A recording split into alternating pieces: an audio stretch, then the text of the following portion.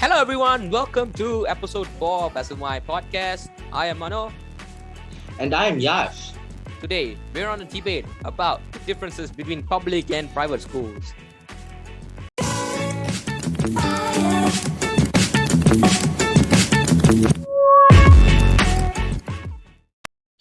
The public versus private school debate can go on for an eternity.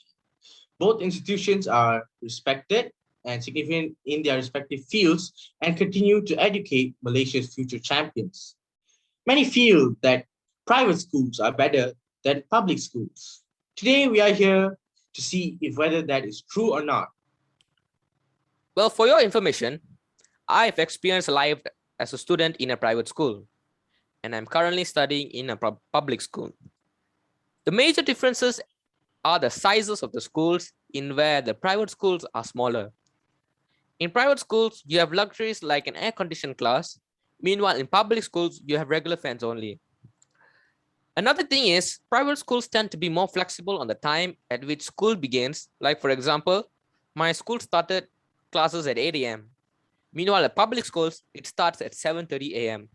I can go on, but me and Yash have to tell you the general information and to finally make a verdict.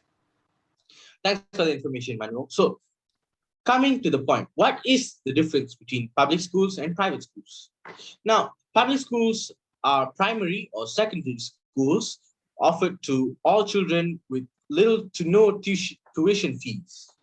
They are funded and controlled by the state or national government, which means they are funded wholly or partly by taxation. The curriculum of public schools is decided at state or national levels.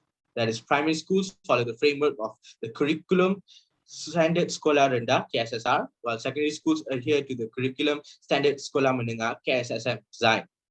Now, admission to public schools is determined by the address of the student. The schools are obliged to take in students who belong to their respective geographical zone. Although technology and other facilities may vary according to schools, public schools generally have fewer facilities than that of private schools.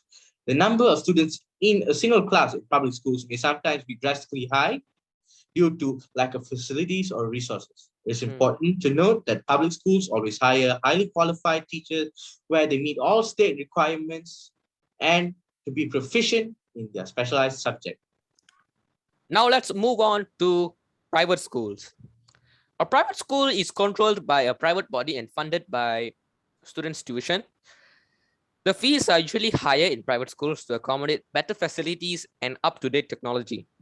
Although private schools follow the same curriculum decided by the government, or sometimes maybe not, the method of delivery varies, that is decided by the school board. The fees and admission of students in private schools are regulated by the administration. The school has the authority to decide whether a student meets the requirements for admission or not. Following that, school administrators are in control of the recruitment of teachers, in which the requirements needed to be a teacher depends wholly on the school. The size of a classroom in a private school is also smaller than that of a public school.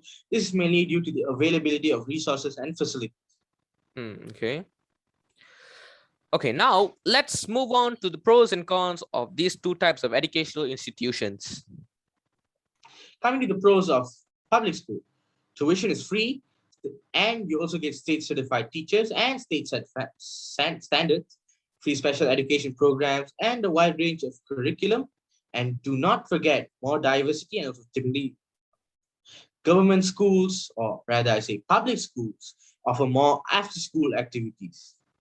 Now, coming to the cons of public schools. The cons of public schools include larger class sizes, which lead to overcrowding, underfunding, and government-mandated regulations, which lead to a lack of discipline as well. Moving on to the pros of private schools, class sizes are smaller to avoid overcrowding. Students are disciplined. Several holidays can be decided by the board of the school, and you are in a more protected and shielded environment. However, there are also disadvantages of sending your kids to private schools, such as high tuition fees, the fact that after-school activities normally require extra money, and some students tend to get spoiled due to all the luxuries at private schools. And finally, Some private schools are moving out of the local syllabus, which is kind of sad for many people. You see? Yeah. So funny. To come to a conclusion, the conclusion is all on you. It depends on your opinion and preferences. Actually, if you can afford private schools, and go for it. The end result of both schools are the same as both the institutions teach us to be holistic, moralistic, and successful individuals. That's all for today's session. This is Yash, and that's Manu from SMY Podcast signing off. Till next time, be sure to like, follow, and subscribe. Peace out.